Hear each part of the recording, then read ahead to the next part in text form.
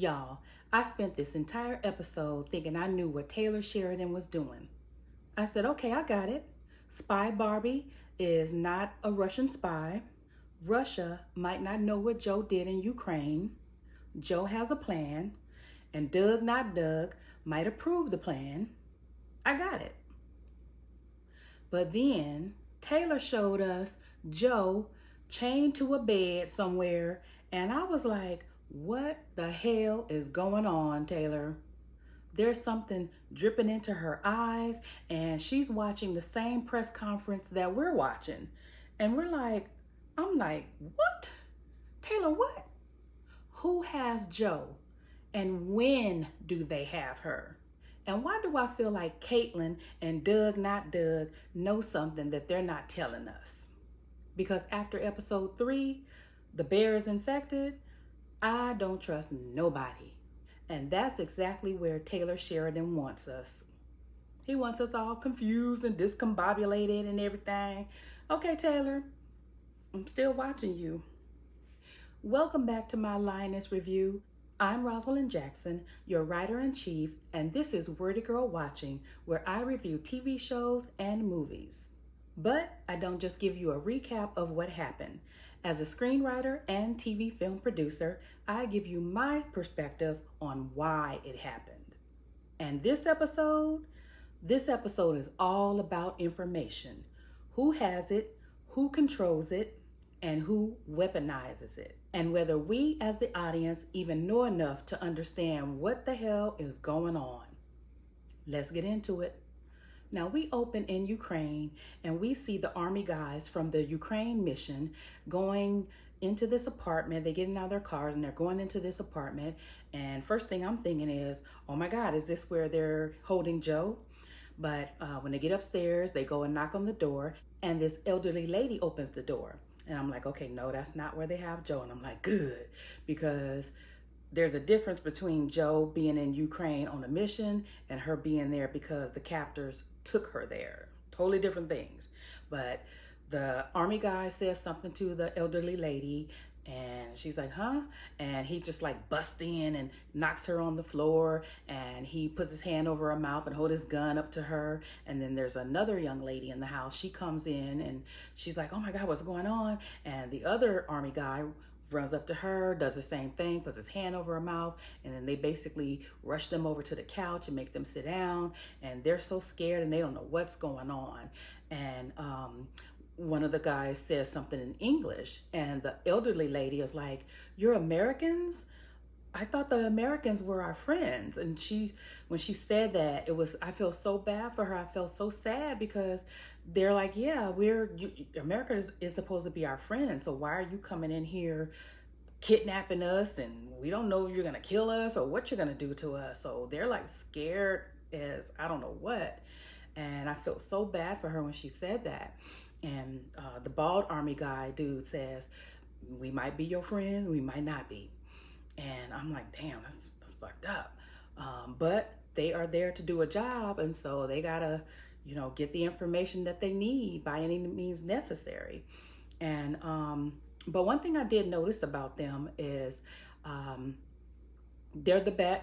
women think that they're the bad guys, but they're not the bad guys, but the women don't know that. And so the men, they came in as the bad guys, but they're really not behaving like true bad guys because they don't have that cruelty element to them. They're not like being unnecessarily rough with them or, just, how real bad guys come in. They're being professional, but at the end of the day, they got to get the information that they got to get. But they know these are regular women. They're not spies they're dealing with. So it's only so much force they need to use. So that made me think, was that an acting choice? Was that a choice from the director? Or was that something that showed up on the page? Or a combination of all three? So I just like, when I notice things like that in a show. So they set up this computer in front of them, and they turn it around so that they can be seen on the screen. And then we cut over to a room where we see Ken Doll and Cruz and Spy Barbie in a room, and they're basically interrogating her. And then they set up a laptop in front of her, and they show that is her mother and her sister that are held captive by the other guys. And they're basically doing this to find out if Spy Barbie is who she really says she is. And from the way she reacts to seeing them, she's like, oh my God, I can't believe they have my mother and my sister. So Ken Doll says, I know we can't torture you. You're trained to be tortured, so you're not going to tell us anything. But we know we can torture them, and you'll tell us everything we need to know. So he keeps accusing her of being a Russian spy, and she's like, I'm not a damn Russian spy. You know, basically, I'm from Ukraine. Those people tortured us. I would never be a Russian spy. I would never work for them, kind of thing. And Ken Doll is just egging it on. He's like, I'm gonna break her, get the truth out of her. So he's like, you're a Russian spy, Russian spy. And she like goes off. She jumps up and starts hitting him, like pounding on him. And then, you know, he's acting like he like it. He like, yeah, you know. And then Cruz jumps up and knocks the hell out of her, and she falls to the floor. And that's that. So back in Ukraine at the apartment, the bald army guy tells the mother that we had to do this basically to find out if your daughter really was who she said she was. And sorry we had to do this to you. We apologize, but we had to do what we had to do. And that's another part of the thing I thought was an element of kindness, because he apologized for what they had to do. They didn't want to do it, but they had to do it. So he apologized. So Spy Barbie tells Ken Doll that Russia doesn't know for sure who Joe is, and that if Russia really wanted Joe, she would already be gone. And I'm thinking, wait a minute, where are we in this timeline again? Hasn't Joe already been kidnapped? But then we go back to the military safe house, and Joe is there, and so she's okay. So we're still in this 6-month timeline where we go back 6 months, right? But Taylor just isn't putting that 6 months ago title on the screen anymore. And I think that's intentional. I think he wants us as the audience disoriented. And as a screenwriter, that's a little risky, because there's a difference between something being a mystery and then something being total confusion. Mystery makes the audience say, what is happening? But confusion makes the audience say, when is this happening? And Taylor is walking right on that line. But here's the genius in that. Now that I know Joe is still safe at this point in the story, I have an even bigger question. How the hell do we get from this Joe to the Joe that's chained up in the bed? So we're back at the house, and Joe is with Neil and the kids, and they're getting ready to have breakfast. And Joe comes in, she sits down, and basically Kate tells her, we need to have a family meeting. And Joe's like, all right, lay it on me. What you got to say? And she tells her, we want you to quit the CIA. And everybody else is looking like, yeah, we agree. And Joe tells her, you know, honey, what do you think that will solve? And Kate is like, well, they won't hurt you anymore. If you're not in the CIA, there's no reason to hurt you, kind of thing. And Joe, like, really, she's like, okay, I need to reason with everybody because they really need to understand this. And she's like, honey, it doesn't work like that. You know, basically just because I get out, that doesn't mean the threat is over. So basically she breaks it down and tells them that she has to do what she does as her work so that her daughters and basically everybody else in America can have the freedoms that they have. And her dad kind of does a similar thing where he saves lives by treating people and making them better through medicine. And everybody gets that analogy. They really understand. I'm surprised that they understand, but this time they understand what she's saying, and they are basically like, okay, we understand. but we ain't gotta like it. And then she takes Neil into the other room and she's like, I need to give you something. And she gives him a gun. And he's like, oh, I don't want that. And she's like, you need it for your protection. And he won't take it. So she goes and puts it in his work bag and is like, you're gonna take this. You need it. I don't want to hear nothing about it. That's the end of it. And then she walks out. She got to go to work.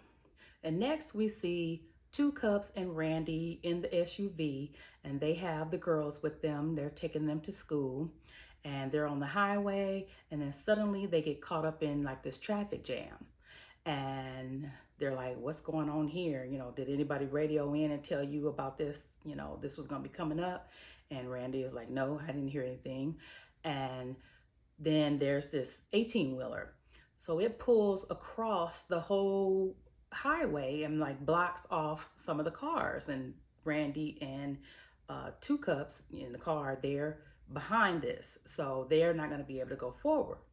And they're like, why did he do that? And Randy's like, well, that's what I would do. And basically he's saying, if I were going to make an attack, that's what I would do too.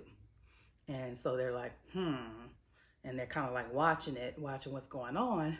And they make the decision that they're going to drive off the side of the road and, get out of there. And so there's this car blocking their way. And so they basically turn on their lights and they're like telling the guy to move. And then Randy holds up his badge to the window and the guy flips them off. And I'm like, ain't that some white man entitled shit? The police is trying to do their job and they're turning on their lights and showing you a badge and you flip them off. Then the guy has the nerve to get out the car and he's like about to walk over to them. And then Two Cups and Randy is like, oh yeah, this guy must be, trying to attack us. So basically Two Cups floors it and crashes into the guy's car. He's basically like, if you don't get out of the way, we're going to move you out of the way. And so they take off and run over this divider and embankment, and the truck is all bouncing all over the place. And the girls are like, oh my God, they're screaming and they're panicking and they're terrified. And then they get on the road and they're like flying down the road. And the girls are basically like, slow down. Can you please slow down? And Two Cups is like, He goes even faster. He's like, sorry, little mama, I got to get y'all out of here. And they're like, oh my God, but poor little things. They gotta protect y'all though. But what this shows is that everybody is paranoid now. Nobody knows what's a threat and nobody knows what's normal anymore. And that's exactly what this episode is doing to us as the audience. We're paranoid too. So now Ken Doll and the team are taking Spy Barbie to this location so that Joe can talk to her. And they bring her through this underground garage, and some woman is giving them direction remotely. Once they get into the garage, she tells them to hold until she gives the clearance to move. And then we see these cameras that are in the garage, and they have these lights on them, these green lights, and then those green lights go off. And then she lets them know, you can move now. And I'm like, ooh, that's some real spy shit right there. Okay. And I'm like, where are they taking her?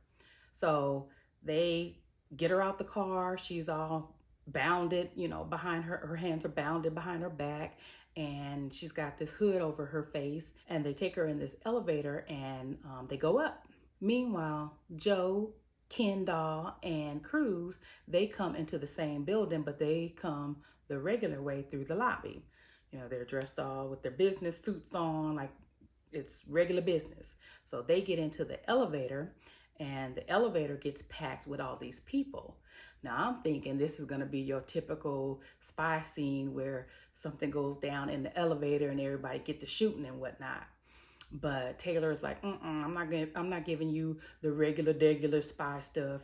He, instead of making a whole scene where they have a shootout, he gives you a nosy man in the elevator.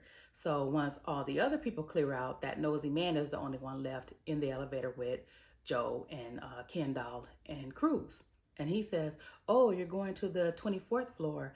I've never been up there. What's on that floor? What kind of business are you in? And basically Kendall and Joe tell him, mind your business. You don't need to know. And he's like, oh, okay, I was just asking a question, just trying to be nice.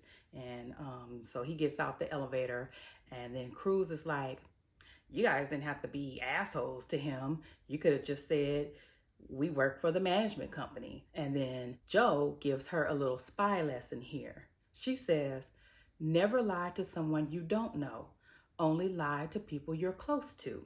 And then Cruz says, well, gee, I hope I never get close to you two. And Kendall says, you know what the people close to you know, and you know who they know. And Joe adds, and who they don't know. And this is a great little piece of dialogue because it teaches Cruz how intelligence people think. They don't have to stop the story to give her a lecture. And then they walk into this big old empty office where the whole floor is basically empty. And they walk to this back room, and that's where they're holding Spy Barbie. And I'm like, wait a minute. The CIA rented out this whole floor in a regular building just so they can conduct spy shit? It's like, that's some spy shit for you. And Joe finally gets to interrogate Spy Barbie herself. And Joe is pissed. She's like, your people came after my people, and your people came after my family. And then Spy Barbie is like, a soldier's oath is also the family's oath. And she's basically saying, you know what you signed up for, and your family knows what they signed up for. And that pisses Joe off, and she hauls off and knocks the hell out of her. And then Spy Barbie makes an argument that almost convinces me. She says that if Russia knew Joe captured their spy in Ukraine, they would also know about her mission. And if they knew about her mission, Joe would have never made it back to America. And I'm like, okay, that's a good point. And then Spy Barbie explains how the Russians contact her. They're like, do you have my phone? Because they contact me through my phone by sending a text message pretending to be my brother saying, hey, what's up, kind of thing. And I'm like, wait a minute, who contacts you? Because every time I start trusting Spy Barbie, she says something else that makes me like, girl, what are you talking about? Okay, I can't trust you no more. But then she proposes something interesting. She tells them to tell Russia they captured their agent and wait and see what happens. She said the Hornets will come out, and when the Hornets come out, I'll point to you who the Hornets are.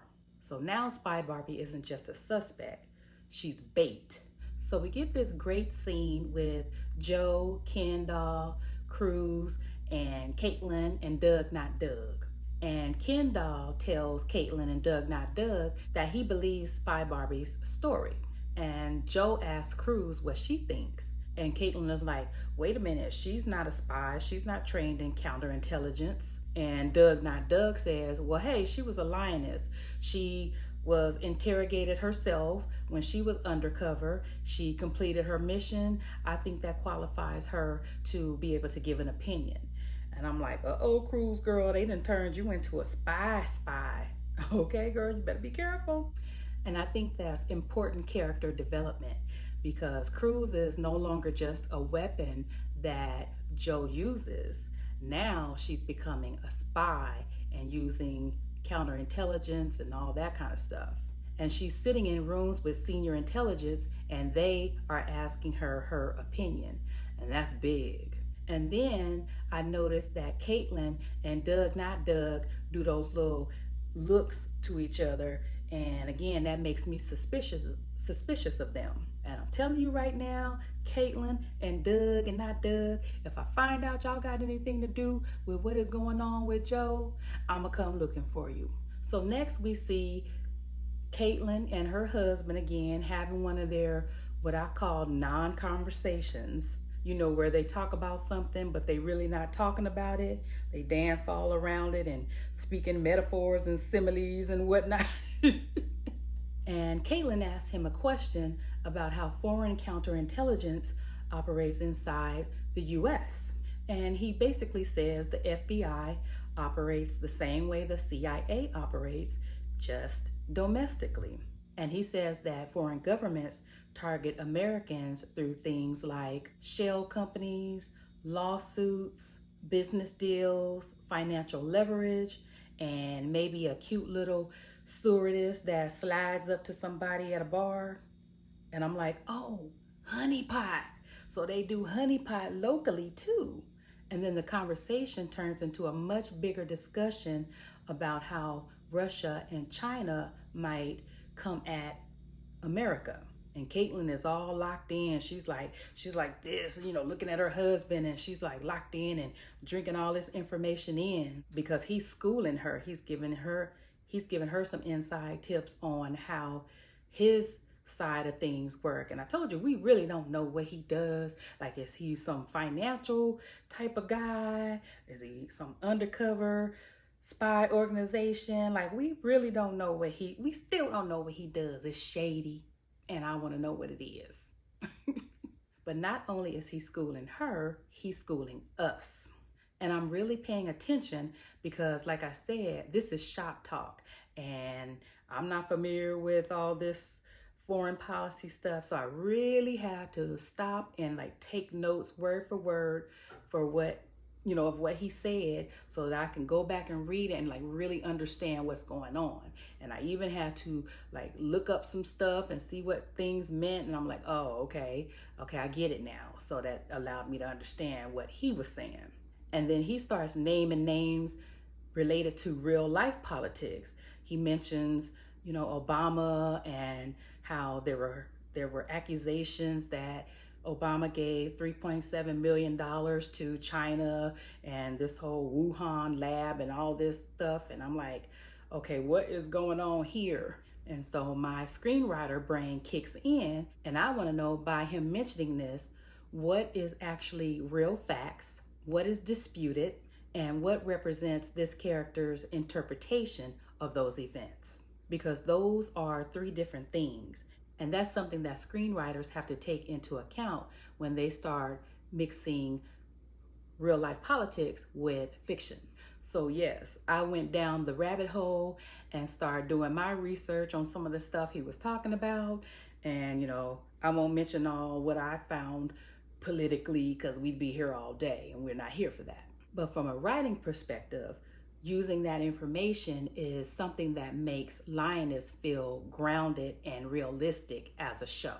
Taylor is pulling recognizable geopolitical events and pulling them in and putting them into a fictional world.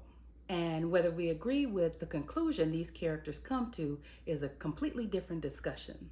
What is interesting to me is how the writers use that real life information to make the story feel realistic and bigger.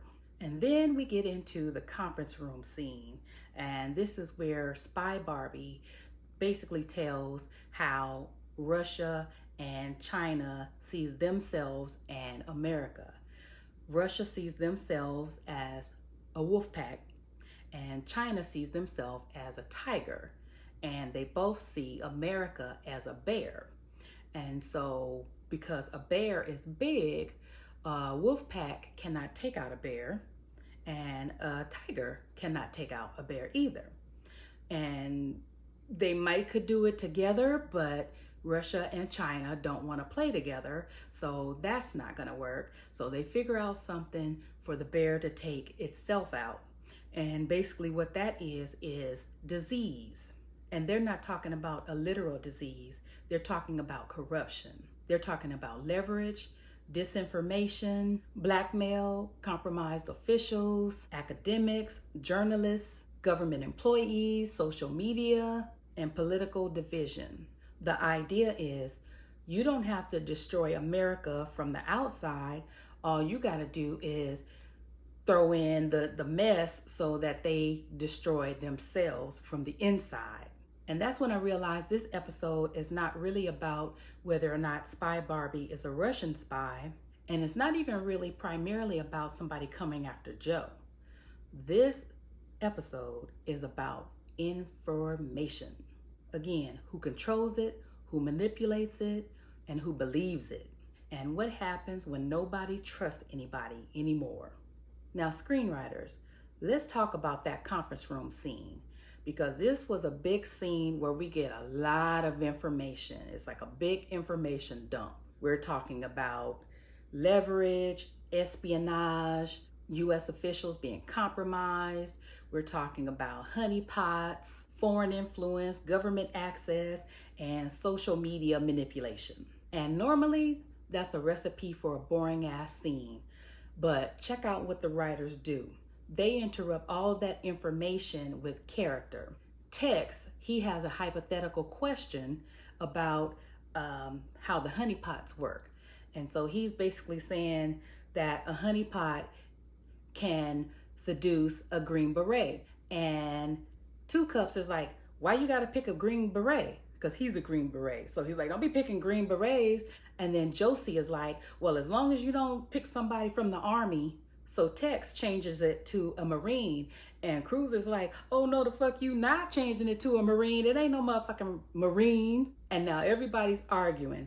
And the army leader lady, she's like, Joe, you need to get a hold of your team. And Joe is like, that's soldier shit. You gotta let them get it out or it's gonna fester.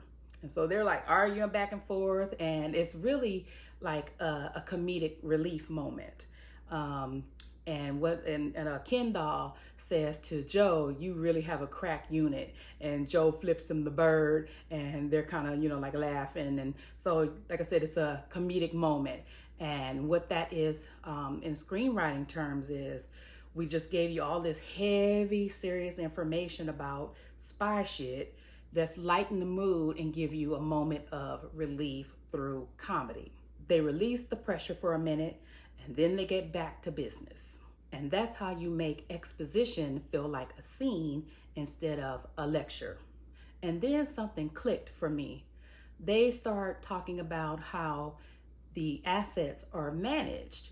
And Spy Barbie says, at her level, she manages the assets herself, meaning the people that, like the senators and whatnot, that they manage to compromise.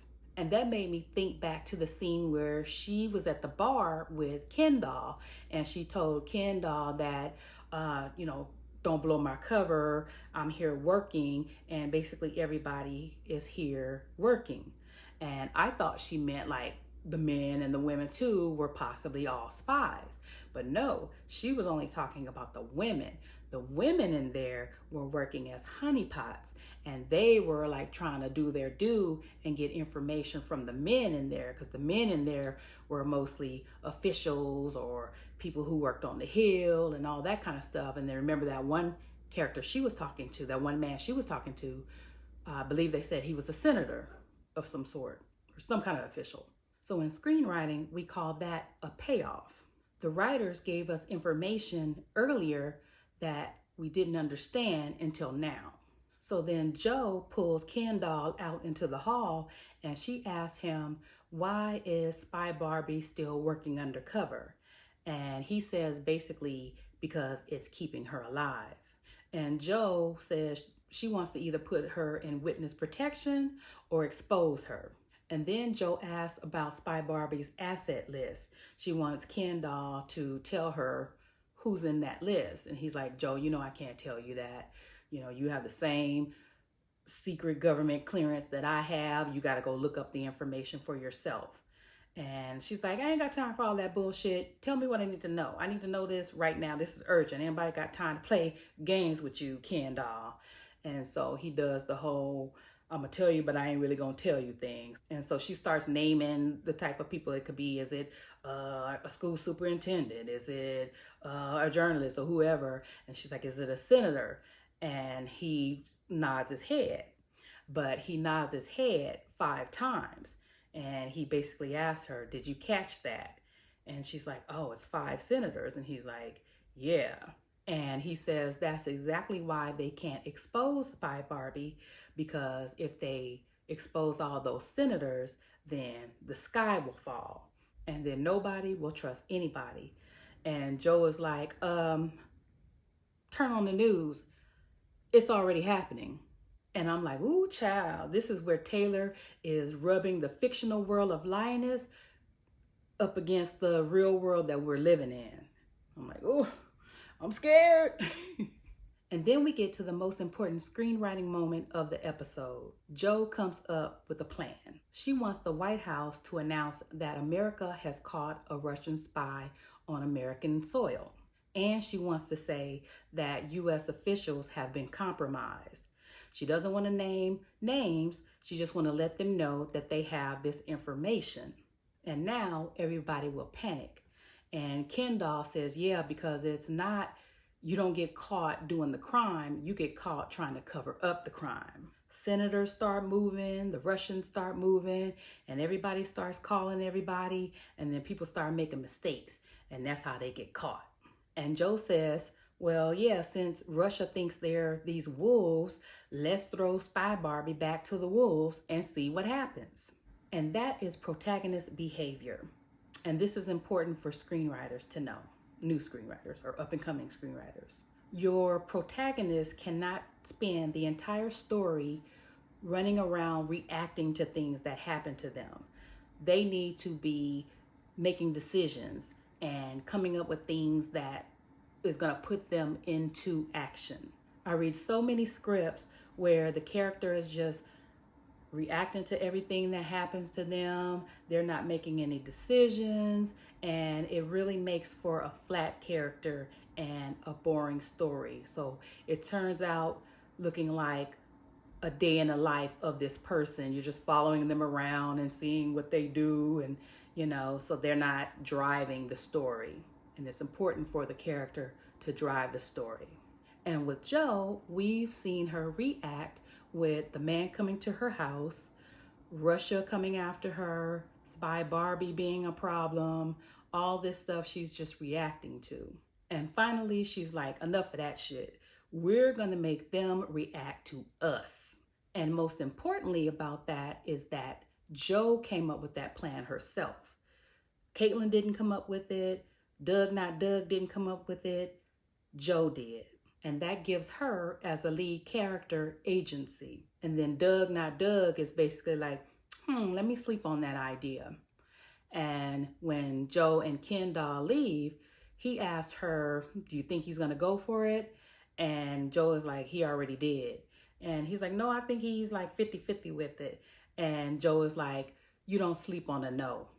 And apparently she was right, because in the next scene, we see the White House press secretary up there on the TV telling the world that Russia has activated their spies on American soil, and America has caught them, and some senators or US officials have been compromised in the process. And like Jo suggested, she didn't name any names, but now they got everybody's attention, don't they? So now, here we go. We're going to flush out the Russians. We're going to find out who attacked Jo. We're going to find out what Spy Barbie really knows. It's on now. But then something like starts moving across the screen where we see the press secretary. And I'm like, what is that? And then it's looking like a fan or something going across, like the blades of a fan going across. And then we see somebody chained to a bed. And I'm like, oh my God, what the fuck? And we see this weird like bird object, and it's dripping liquid down onto somebody. And then all of a sudden we see it's Jo, and that bird thing is dripping liquid onto her face. And it's like getting in her eyes. And I'm like, is it making her keep her eyes open, or like, what is it really doing? And then we pull back and we see that she is looking at the same press conference that we were looking at. And I'm like, what the fuck is going on, Taylor? What the hell is this? And then to make matters worse, somebody is in the corner watching her. I'm like, who is that? Taylor, who is that? And then I'm like, I don't know when we are anymore. Not where we are, when we are. Did this press thing happen right after Jo suggested that that's what they do? Like right after she told Caitlin and Doug Not Doug that that's what they should do? Like, was it like the next morning and she got kidnapped before the press release? Like, when did this happen? I think to me, that seemed like that's when it happened. Like, maybe the next morning she woke up and they kidnapped her, and maybe that happened at the same time that this press thing was going on, or closely related. But I don't know for sure. Like, Taylor, what is going on? So who has Joe? How long have they had Joe? What is that stuff dropping into her eyes? Is it keeping her awake? Is somebody interrogating her? Who is that fool in the corner? I have questions, Taylor, because this timeline is a part of the mystery. And like I said, I still don't trust Caitlin and Doug, not Doug. I don't know what y'all are cooking up over there down to the Lioness writer's room, but I'm watching you. So Taylor didn't just write an episode about paranoia. He made me as a viewer paranoid. Like I said, I don't trust Caitlin. I don't trust Doug, not Doug. I don't trust Spy Barbie. I don't know who's been compromised. I don't know who attacked Joe. I don't know who knows what.